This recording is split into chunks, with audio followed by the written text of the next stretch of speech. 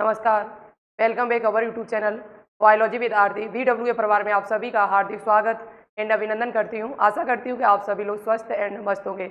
आज थोड़ा सा आपको मैनेज करना पड़ेगा क्योंकि हमारी वॉइस सही से आपके पास नहीं आ रही होगी, हो सकता है क्योंकि हमारे गले में थोड़ा सा दिक्कत है, बोलने में दिक्कत हो रही है। लेकिन वीडियो बनाना हमारे लिए बहुत ज़्यादा महत्वपूर्ण है क्योंकि बहुत सारे बच्चे डेली मेरे पास मैसेज करते हैं, 50-100 मैसेज इसी बात के आते हैं कि मैम यूपी में ANM के फॉर्म कब आएंगे, कैसे एडमिशन होगा, ऑनलाइन फॉर्म कब से भरना शुरू होगा और यहाँ पर योग्यता क्या होनी चाहिए, और साथ ही साथ यहाँ पर आपका एंट्रेंस एग्जाम होगा या फिर मेरिट बेस्ड एडमिशन होगा, कैसे होगा मुझे बता दीजिएगा। तो आज की इस वीडियो को पूरा आप जरूर देखिएगा, A to Z आपको पूरी जानकारी यहाँ पर मिल जाएगी। कट ऑफ क्या जाती है, कट ऑफ के बारे में भी हम बात करेंगे, यूपी में ANM की कट ऑफ क्या रहती है। ठीक है बच्चा, तो सभी बच्चे इस वीडियो को पूरा जरूर देखिएगा और वॉइस को थोड़ा मैनेज करें, सॉरी माफ करिएगा क्योंकि गला हमारा सही से काम नहीं कर रहा है। ठीक है, तो यहाँ पर देखिएगा यूपी ANM फॉर्म 2026 फॉर्म आएंगे या नहीं आएंगे, कैसे एडमिशन होगा, फॉर्म डेट क्या है, एलिजिबिलिटी क्या है, डॉक्यूमेंट्स क्या है और एडमिशन प्रोसेस यहाँ की कैसी है, कैसे एडमिशन आपका होगा। तो चलिए यहाँ पर सबसे पहले हम बात करेंगे कि एलिजिबिलिटी क्राइटेरिया आपका क्या होता है।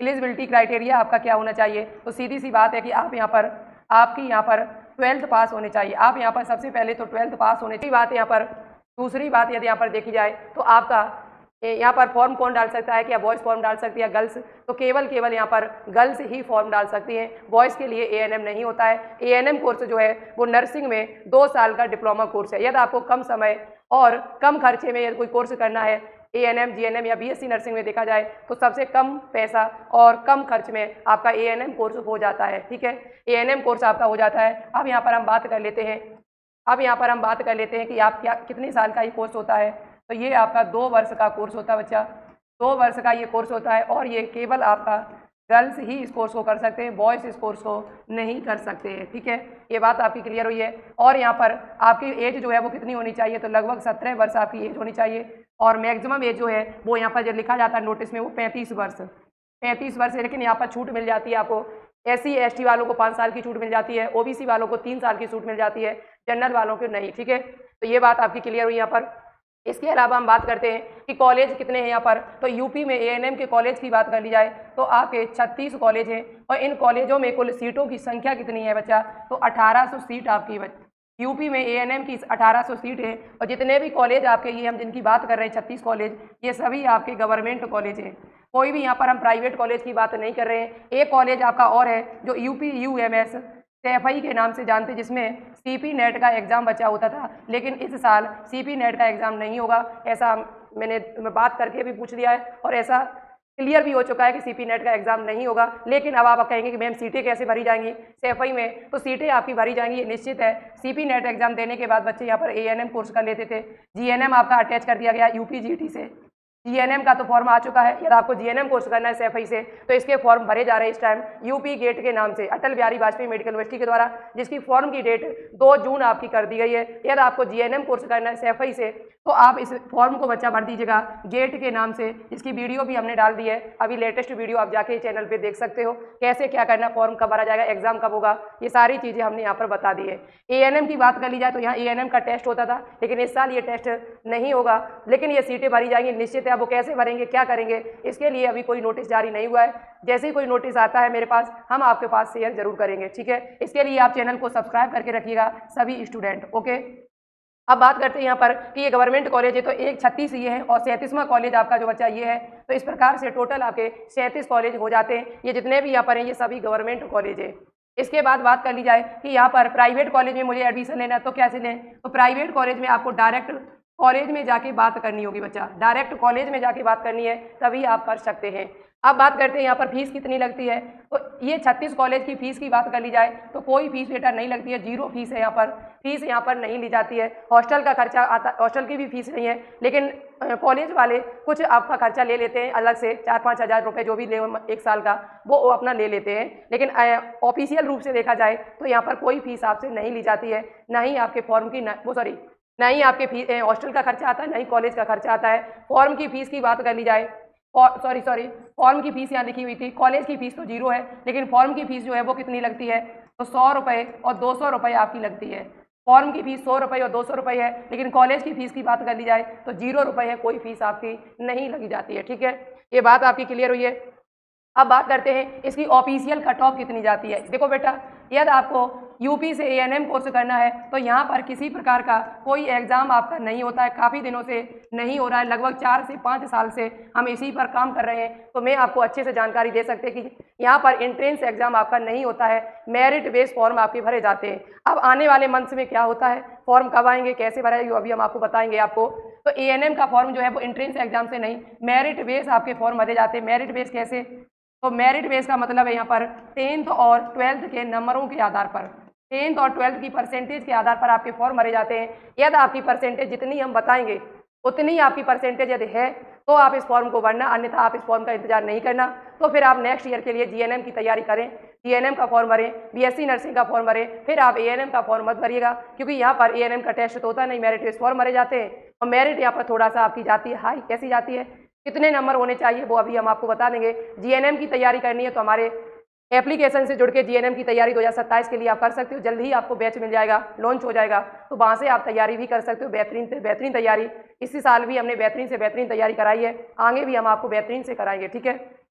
तो यहाँ पर मेरिट बेस आपके फॉर्म भरे जाते हैं, कितना परसेंटेज आपका होना चाहिए 10th में और 12th में, जिससे आपको यहाँ पर एडमिशन मिल सके, ठीक है बच्चा। तो देखिए यहाँ पर एक बात और याद रखनी है आपको, यहाँ पर जो 1800 सीटें हैं उनमें से याद रखिए 20% सीटें जो है 20%, 1800 की 20% और आप सीट निकाल देना। ये आशा कार्यकर्त्री, आशा संगनी वालों के लिए, यहाँ पर जो आशा कार्यकर्त्री, आशा संगनी है उनके भी फॉर्म यहाँ पर भरे जाते हैं। उनकी कट ऑफ बहुत ही कम जाती है, उनके लिए यहाँ पर 20% सीटें रिजर्व है पहले से, उसमें आपका कोई हाथ नहीं है, ठीक है। उनमें आपको 20% सीटें उन्हीं की हैं, उनको अलग बच्चे जो होते हैं, अदर स्टूडेंट होते हैं, उनको नहीं यहाँ पर दी जाती है। जैसे यूआर की बात कर ली जाए तो 48 कट ऑफ यहाँ पर गई थी, यानी कहने का अर्थ है 10th और 12th की दोनों को परसेंटेज को जोड़ दिया जाए। यहाँ पर आपकी लिस्ट आती है सबसे पहले 1800 बच्चों की, 1800 सीट है, लेकिन लिस्ट कितने की आती है, 2700 बच्चों की लिस्ट आती है। फिर उनमें में से भी छटनी की जाती है, फिर 900 बच्चे बचते हैं, उनको बाहर कर दिया जाता है। 1800 बच्चों को सीट दे दी जाती है, उनमें से कोई कॉलेज छोड़ता है, सीट छोड़ता है, तो उन 900 बच्चों को सीट दे दी जाती है, जो भी बचे हुए होते हैं उनके नंबरों के आधार पर, उनके नंबरों के आधार पर। तो यहाँ पर टोटल 1800 सीट्स है आपकी, 1800 में से 20% सीटें इन्हीं लोगों की हैं, तो 48% यदि इनका बन रहा है 10th और 12th दोनों को मिलाकर, 10th प्लस 12th दोनों को मिलाकर 2 का भाग देने पर औसतन जो भी आपका आ रहा है वो आप यदि इसके अंदर आ रहे हो तो आप इस फॉर्म का इंतजार करना है, ठीक है। ईडब्ल्यूएस का 45 है, ओबीसी 43, एससी 44 और एसटी का 48 कट ऑफ गया था।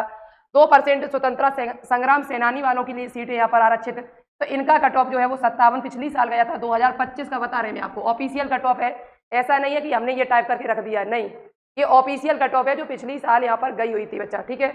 ईडब्ल्यूएस का यहाँ पर है नहीं, ओबीसी का 54 था, एससी का 51 था, ठीक है।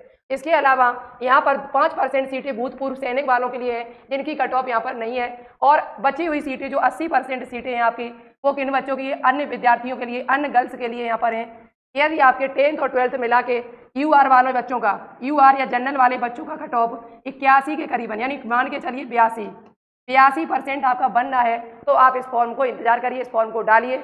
83-83 आपका कट ऑफ होना चाहिए, 83% आपका 10th और 12th मिला के होना चाहिए, और 2 का भाग देने के बाद तो आपका एडमिशन होने के चांस है, अन्यथा नहीं है बेटा, इस बात को याद रखें। और ईडब्ल्यूएस वालों की बात कर ली जाए तो 77 कट ऑफ गई हुई थी पिछली साल, और ओबीसी वालों की बात कर ली जाए तो 81 कट ऑफ गई थी, एससी वालों की बात कर ली जाए तो 79 गई हुई थी, एसटी वालों की बात कर ली जाए तो 70 आपकी गई थी। अब मेरे पास कमेंट नहीं करना बेटा, मैसेज नहीं करना नंबर पर कि मेरी इतनी कट ऑफ है बता दीजिएगा, कट ऑफ मैंने आपको सामने से बता दी है। इतने में यदि आपका है, इसमें 2% ज़्यादा है या 2% कम है, ज़्यादा होगी तो हो ही जाएगा, और 2% भी यदि आपकी कम है तो आप डाल देना फॉर्म, कोई दिक्कत नहीं है, हो सकता है हो जाए।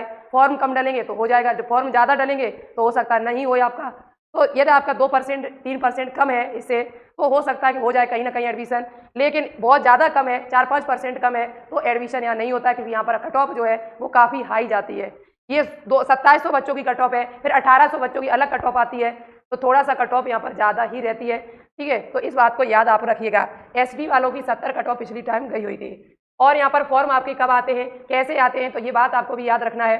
तो देखिए यहाँ पर फॉर्म की बात कर ली जाए, एडमिशन आपका कैसे होगा, फॉर्म आपके कब आएंगे ऑनलाइन, तो ऑनलाइन फॉर्म की बात कर ली जाए हर साल के अलावा, हर साल आपके फॉर्म जो है वो कब आते हैं, तो 1 जुलाई से फॉर्म भरना शुरू होते हैं और 31 जुलाई तक आपके फॉर्म भरे जाते हैं।